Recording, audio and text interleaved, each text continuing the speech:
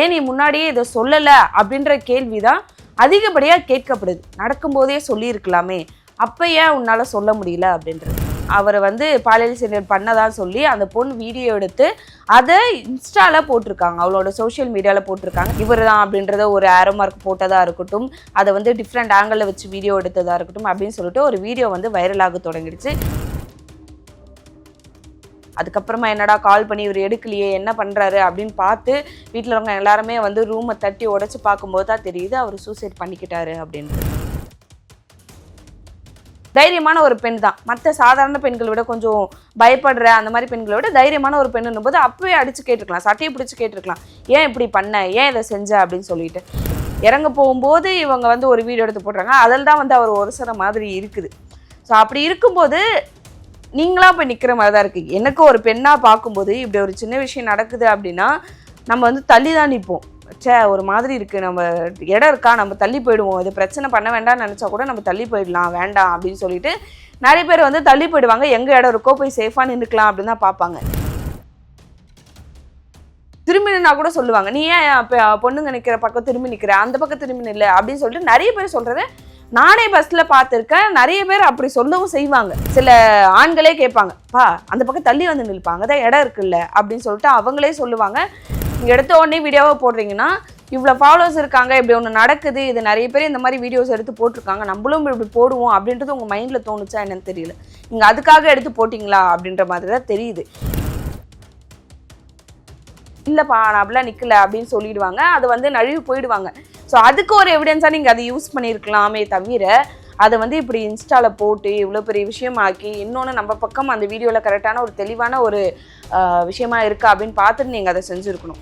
அப்படி வரும்போது இது அடுத்தபடியாக என்னென்னா, பஸ்ஸில் இந்த மாதிரி நடக்குது அப்படின்னா கூட்டமாக இருந்துச்சு அதனால தானே, அது என்னப்பா பண்ண முடியும், கூட்டமாக இருக்குது அப்படின்ற ஒரு சகஜமான ஒரு விஷயம் போயிடும். ஆனால் அந்த பெண்ணுக்கு பின்னாடி என்ன மாதிரி விஷயங்கள்லாம் மன உளைச்சலாக இருக்கட்டும், ஒரு மன ரீதியாக என்ன மாதிரியான ஒரு இஷ்யூஸ் வரும், என்ன மாதிரி அவங்க ஃபீல் பண்ணுவாங்க அப்படின்றது பின்னாடி பார்க்கப்படாது.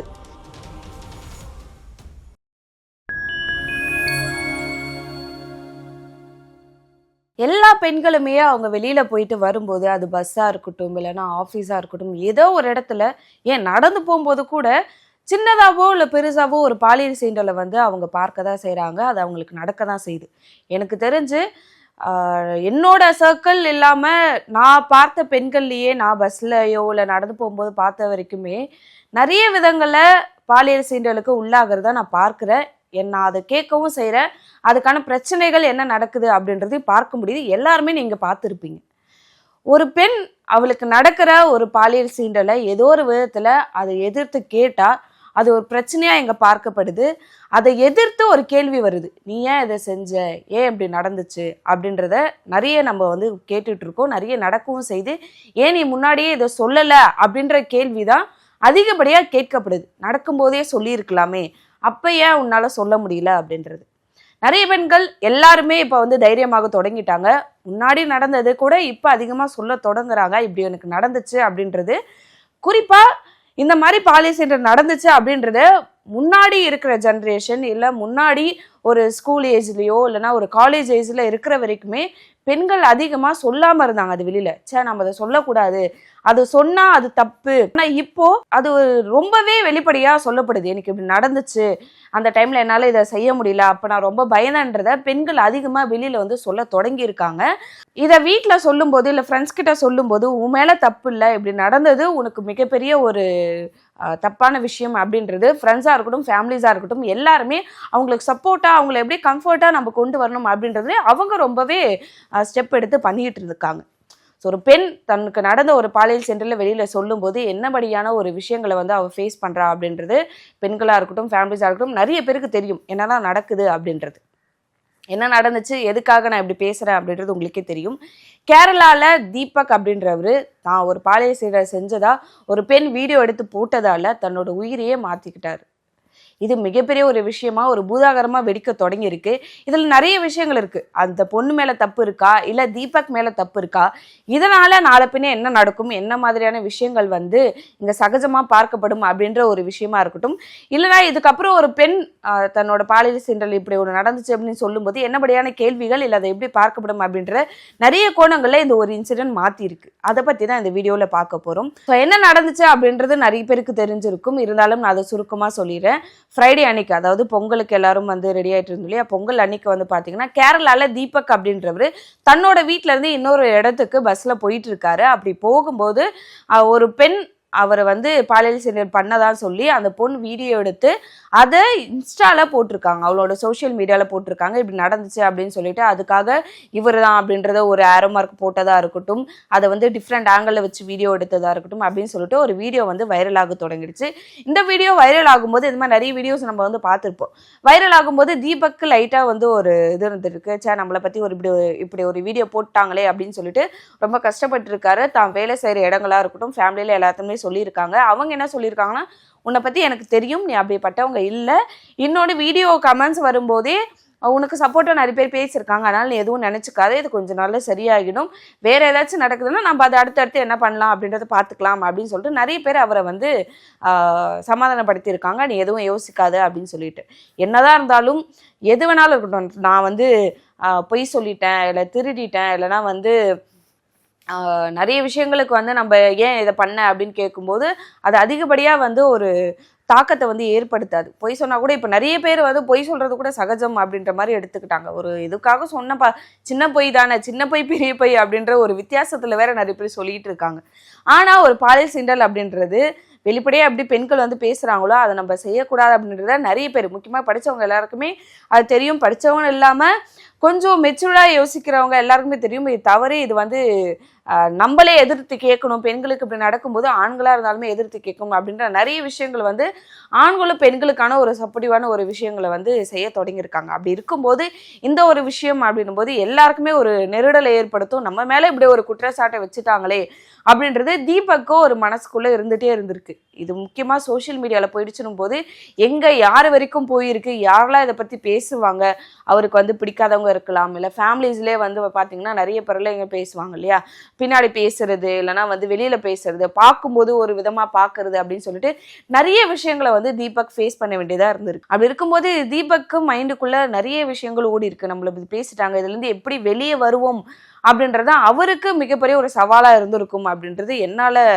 யோசிக்க முடியுது. அப்படிலாம் இருந்தவர் ஃப்ரைடே நடக்குது, ஒரு நாள்லேயே இது ஃபுல்லாக ரீச் ஆகி கிட்டத்தட்ட 2 மில்லியனுக்கு மேலே அந்த பெண்ணோட சோஷியல் மீடியாவில் நிறைய வியூஸ் போயிருக்கு. நிறைய பேர் வந்து பேச தொடங்கியிருக்காங்க, இப்படி இருக்கவங்களாம் சும்மா விடக்கூடாது, இந்த மாதிரி வீடியோ எடுத்து போடணும், அடுத்தடுத்து என்ன பண்ணுறது பார்க்கணும் அப்படின்ற நிறைய கமெண்ட்ஸாக இருக்கட்டும், இல்லைனா வந்து அவரை பற்றி சோஷியல் மீடியாவில் அடுத்தடுத்து வீடியோ எடுத்து போடுவாங்க இல்லையா, இப்படி ஒரு வீடியோ பார்த்தேன், இப்படி நடந்திருக்கு, இப்படிலாம் ஏன் செய்கிறாங்க அப்படின்னு சொல்லிட்டு நிறைய அந்த வீடியோ எடுத்து வீடியோ போடுறவங்களா இருப்பாங்க. அப்படி இருக்கும்போது தீபக்கு மிகப்பெரிய ஒரு விஷயமா இருக்கு, மனதளவில் ரொம்பவே பாதிக்கப்பட்டிருக்காரு. அப்படின்னும் போது சண்டே அவரோட வீட்டிலேயே அவர் தன்னோட உயிரை மாய்த்துக்கிட்டாரு. இது அதுக்கப்புறமா என்னடா கால் பண்ணி இவர் எடுக்கலையே, என்ன பண்றாரு அப்படின்னு பார்த்து வீட்டில் இருக்கவங்க எல்லாருமே வந்து ரூமை தட்டி உடைச்சு பார்க்கும்போது தான் தெரியுது அவர் சூசைட் பண்ணிக்கிட்டாரு அப்படின்றது.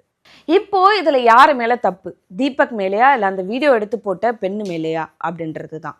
ஒரு பெண்ணுக்கு ஒரு இந்த மாதிரி ஒரு விஷயம் நடக்குது அப்படின்னா என்ன செய்வாங்க, ஒன்று இந்த மாதிரி நடக்குது அப்படின்னு சொல்லிட்டு கண்டக்டர்கிட்டயோ இல்லைனா வந்து பக்கத்தில் இருக்கவங்ககிட்டயோ சொல்லுவாங்க. இல்லை அப்படின்னு பார்த்தீங்கன்னா இந்த மாதிரி வீடியோ எடுத்தேன் அப்படின்னு சொல்லிட்டு இறங்கின உடனே ஒன்று நம்ம வந்து வீட்டில் இருக்கவங்ககிட்ட சொல்லலாம், சொல்லி வந்து போலீஸ் ஸ்டேஷன் போயிட்டு நம்ம கம்ப்ளைண்ட் பண்ணலாம். இல்லை தைரியமான பொண்ணு அவங்க வந்து பார்த்தீங்கன்னா இந்த வீடியோ எடுத்த அந்த பெண்மணி வந்து பார்த்தீங்கன்னா அவங்க வந்து சைக்காலஜிஸ்டாக இருக்காங்க, ப்ளஸ் அவங்க வந்து இன்ஃப்ளூயன்சராக இருக்காங்கன்னும் போது கிட்டத்தட்ட நிறைய ஃபாலோவர்ஸ் வச்சுருக்காங்க, ஒரு 10K ஃபாலோவர்ஸ் வச்சுருக்காங்கும் போது தைரியமான ஒரு பெண் தான். மற்ற சாதாரண பெண்களை விட கொஞ்சம் பயப்படுற அந்த மாதிரி பெண்களை விட தைரியமான ஒரு பெண்ணுன்னும் போது அப்பவே அடிச்சு கேட்டிருக்கலாம், சட்டையை பிடிச்சி கேட்டிருக்கலாம், ஏன் இப்படி பண்ண, ஏன் இதை செஞ்ச அப்படின்னு சொல்லிட்டு. இப்படி இந்த வீடியோ ட்ரெண்ட் ஆகிட்டு இருக்கும்போதே அந்த பொண்ணு இன்னொரு வீடியோ போடுறாங்க, அவர் பண்ணது தப்பு தான், என்னைய சீன்றதுக்கு முன்னாடி இன்னொரு பொண்ணுக்கிட்ட வந்து அவர் தவறா நடந்துக்கிட்டாரு, அதை வந்து நான் பார்த்தேன், அதனாலதான் நான் இந்த வீடியோ எடுத்தேன் அப்படின்றதும் அவங்க சொல்லியிருக்காங்க. நீங்க இவ்வளவு தைரியமான பொண்ணா இருக்கீங்க அப்படின்னும் போது நீங்க அந்த வீடியோ எடுத்து உடனே வந்து கம்ப்ளைண்ட் பண்ணிருக்கலாம், இல்ல அங்கேயே வந்து கண்டக்டர் கிட்ட சொல்லிருக்கலாம், நடத்துனர்கிட்ட இப்படி பண்றாங்க, இதை பார்க்க மாட்டீங்களா, பெண்களுக்கு என்ன சேஃப்டியே இல்லைன்னு சொல்லிட்டு நீங்க தைரியமா கேட்டு இருக்கலாம்.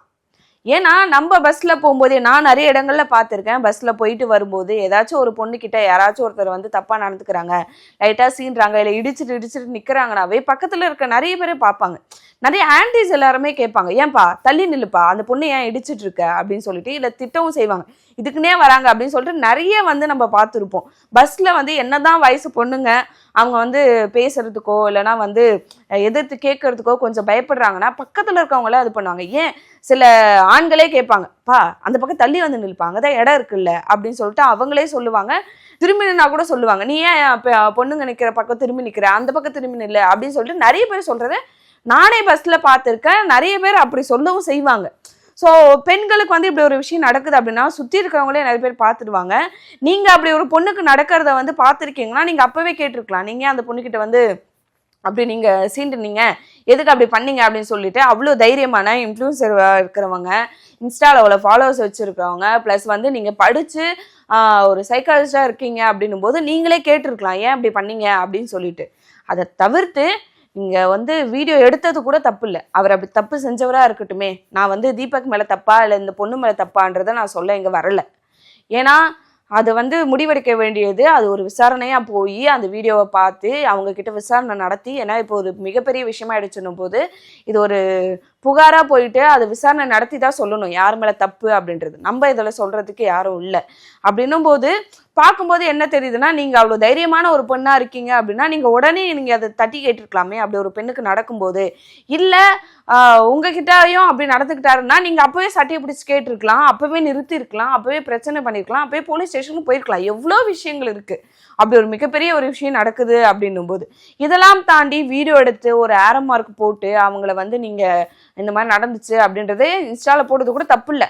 அதுக்கு முன்னாடி நீங்கள் வந்து போலீஸ்ல கம்ப்ளைண்ட் கொடுத்துக்கலாம். நீங்கள் கம்ப்ளைண்ட் கொடுக்குறீங்க அப்படின்னும் போது அவங்க வந்து சோஷியல் மீடியாவில் அப்லோட் பண்ண வேண்டாம் அப்படின்னு சொல்லியிருக்க வாய்ப்பு இருக்குது, பண்ணியிருக்க முடியாது. எங்கள் கேஸ் ஆகிடுச்சு, அதை வந்து எவிடன்ஸாக எடுத்துட்டோம், அதை நீங்கள் வெளியிடாதீங்க அப்படின்னு சொல்லிட்டு. அதெல்லாம் தாண்டி நீங்கள் எடுத்த உடனே வீடியோவை போடுறீங்கன்னா, இவ்வளோ ஃபாலோவர்ஸ் இருக்காங்க, இப்படி ஒன்று நடக்குது, இது நிறைய பேர் இந்த மாதிரி வீடியோஸ் எடுத்து போட்டிருக்காங்க, நம்மளும் இப்படி போடுவோம் அப்படின்றது உங்கள் மைண்டில் தோணுச்சா என்னன்னு தெரியல. நீங்கள் அதுக்காக எடுத்து போட்டிங்களா அப்படின்ற மாதிரி தான் தெரியுது. இல்லை நீங்கள் அப்படி போட்டிங்க அப்படின்னா வீடியோ எடுத்து காட்டிட்டீங்க, பாருங்க கண்டக்டர் இப்படி நடக்குது அப்படின்னு சொல்லிட்டு நீங்கள் அப்போவே கேட்டிருக்கலாம். இல்லை நான் அப்படி பண்ணலை, ஏன்னா நிறைய பேர் வந்து எதுக்கு உரசிட்டு நிற்கிறீங்க அப்படின்னு பஸ்ஸில் கேட்கும்போது சொல்ல, இல்லைப்பா நான் அப்படிலாம் நிற்கல அப்படின்னு சொல்லிடுவாங்க. அது வந்து நழுவி போயிடுவாங்க. ஸோ அதுக்கு ஒரு எவிடன்ஸாக நீங்கள் அதை யூஸ் பண்ணியிருக்கலாமே தவிர அதை வந்து இப்படி இன்ஸ்டாவில் போட்டு இவ்வளோ பெரிய விஷயமாக்கி, இன்னொன்று நம்ம பக்கம் அந்த வீடியோவில் கரெக்டான ஒரு தெளிவான ஒரு விஷயமா இருக்கா அப்படின்னு பார்த்துட்டு நீங்கள் அதை செஞ்சுருக்கணும். இது செய்யாமல் போனதால் இவ்வளோ படிச்சிருக்கீங்க, அதை நீங்கள் எதிர்பார்த்து நீங்கள் பண்ணாததுனால ஒரு உயிரே இங்கே போயிருக்கு. அகெயின் சொல்கிறேன், இது யார் மேலே தப்பு அப்படின்றது நான் இங்கே சொல்ல வரல. என்ன நடக்கும் ஜென்ரலாக இப்படி ஒரு விஷயம் நடக்குதுன்னா அது எப்படி போகும், என்னெல்லாம் நடக்கும் அப்படின்றத நான் பார்த்துருக்கேன். பஸ்ஸில் நிறைய விஷயங்களில் நிறைய பேர் வந்து சொல்லி கேட்டிருக்கேன், நிறைய பெண்கள் என்னோட ஃப்ரெண்ட்ஸாக இருக்கட்டும் ஃபேமிலியில் அப்படின்னு சொல்லிட்டு. ஸோ அப்படி இருக்கும்போது என்ன நடக்கும்ன்றது நமக்கு தெரியும். இது வந்து நிறைய பேர் வீடியோ போட்டு நான் பார்த்துருக்கேன். பட் நம்மளுக்கு தெரியும் இல்லையா, பஸ்ஸில் இப்படி ஒரு விஷயம் நடக்குது அப்படின்னா நம்ம சுற்றி பார்த்துருப்போம் என்னெல்லாம் நடக்கும், யாரெல்லாம் வந்து கேட்பாங்க, இல்லை எப்படி வந்து பிரச்சனைகள் வரும் அப்படின்றதுன்னு நம்ம பார்த்துருக்கோம். நானே அதை பார்த்துருக்கேன். அப்படின்னும் போது தெரியும் அது இது இப்படி கொண்டு போயிருக்க தேவையே இல்லையே அப்படின்றது. ஏன்னா அங்கே இருக்கவங்க நிறைய பேர் இதை பார்த்துருப்பாங்க, அப்படி ஒரு விஷயம் நடந்திருக்கு அப்படின்னா. ஸோ அந்த இடத்துல இந்த பொண்ணு வந்து நம்ம ஒரு பெண்ணாக இருந்து வந்து கேட்கணுமே தவிர்த்து அதை வந்து இன்ஃப்ளூயன்சராக பார்த்து இது நம்ம எப்படி யூஸ் பண்ணிக்கலாம் அப்படின்ற ஒரு விஷயமா போனதாக இருந்துச்சு. இன்னொன்று அந்த பஸ்ஸில் பார்க்குற கூட்டமே இல்லை, அதுக்கெல்லாம் ஒரு கூட்டம், அதுக்கெல்லாம் வந்து நீங்கள் இது பண்ணுறீங்க. இன்னொன்று அவர் வந்து இறங்க போகிறாரு, இறங்க போகும்போது இவங்க வந்து ஒரு வீடியோ எடுத்து போடுறாங்க, அதில் தான் வந்து அவர் ஒருசர மாதிரி இருக்குது. ஸோ அப்படி இருக்கும்போது நீங்களா போய் நிற்கிற மாதிரி தான் இருக்குது. எனக்கு ஒரு பெண்ணாக பார்க்கும்போது இப்படி ஒரு சின்ன விஷயம் நடக்குது அப்படின்னா நம்ம வந்து தள்ளி தான் நிற்போம். ஒரு மாதிரி இருக்குது, நம்ம இடம் இருக்கா, நம்ம தள்ளி போயிடுவோம், இது பிரச்சனை பண்ண வேண்டாம்னு நினச்சா கூட நம்ம தள்ளி போயிடலாம் வேண்டாம் அப்படின்னு சொல்லிட்டு நிறைய பேர் வந்து தள்ளி போயிடுவாங்க. எங்கே இடம் இருக்கோ போய் சேஃபாக நின்றுக்கலாம் அப்படின்னு தான் பார்ப்பாங்க. நீங்கள் போயிட்டு நீங்களா நிற்கிறீங்க, அந்த வீடியோ வந்து கரெக்டாக வச்சு நீங்கள் ஆரோ மார்க் போட்டு இது பண்ணுறீங்கன்னா எனக்கு தெரியல இது எங்கே போய் நிற்கும் அப்படின்னு பார்த்தீங்கன்னா, இந்த மாதிரி பஸ்ஸில் சீண்டல்கள் இல்லைன்னா பார்க்குற விதங்கள் எப்படி இருக்குது அப்படின்ட்டு நிறைய வீடியோஸ் நான் பார்த்துருக்கேன். நாளை பின்ன இப்படி ஒரு பொண்ணு போய் சொல்கிறா இப்படி ஒன்று நடந்துச்சு. ஆல்ரெடி என்ன அப்படின்னு பார்த்தீங்கன்னா இது தப்பா ரைட்டான்னு தெரியல. கூட்டத்துல படத்தா செய்யும், அதை நம்ம எதுவும் சொல்ல முடியாது அப்படின்றதும் இருக்குது. ஒரு பொண்ணு சரிதான், நான் இதை சொல்லாம வேண்டாமா, நம்ம வந்து வீடியோ எடுக்கிறோமே, இதை வந்து மென்ஷன் பண்ணாம எனக்கு தெரியல, இது தப்பும் இல்லை. எனக்கு அப்படி நடக்கும்போது கிட்டத்தட்ட ஒரு நாள் ஃபுல்லா அந்த ஒரு மாதிரி ஓடிட்டே இருக்கும். சே அப்படி நடந்துச்சு, காலைல பஸ் வரும்போது இப்படி நடந்துச்சு, இப்படி நடந்துருச்சு அப்படின்றது மைண்ட்ல ஓடிட்டே இருக்கும்.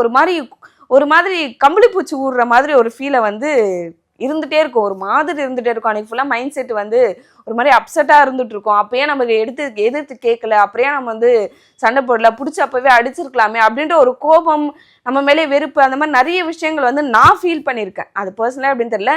இல்லை பொண்ணுங்க இதை பார்த்துட்டு இருக்கீங்க, நீங்க வந்து இதை ஃபீல் பண்ணியிருக்கீங்கன்னா நீங்க கமெண்ட்ஸ்ல போடுங்க. ஆமா நான் இதை ஃபீல் பண்ணியிருக்கேன், என்னதான் வந்து கூட்டமா இருக்கு இல்லை அப்படின்றது எவ்வளோதான் இருந்தாலும் இது ஒரு மாதிரி மைண்டை வந்து அப்செட் ஆக்கி விட்டுரும். அது வந்து ஒரு மாதிரி வந்து அன்னைக்கு நாளே போச்சு அப்படின்ற மாதிரி ஆக்கி விட்டுரும்.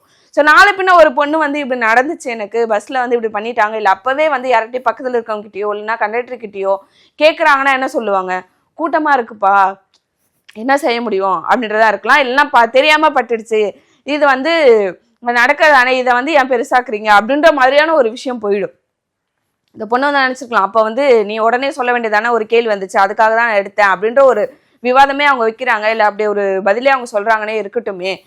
இப்படி தப்பா பண்ணதால நாளை பின்ன அப்பவே அந்த பொண்ணு சொன்னாலும், ஏன்னா வந்து பாத்தீங்கன்னா இப்படி ஒரு விஷயம் நடக்குதுன்னா நீங்க அப்பவே சொல்ல அப்படின்ற கேள்வி வந்து பெண்கள்கிட்ட அதிகமா கேட்கப்பட்டுச்சு. அப்போ உன்னால பேச முடியலையா, இப்ப மட்டும் எப்படி பேசுற, இப்ப எதுக்காக பேசுற அப்படின்றது வரும்.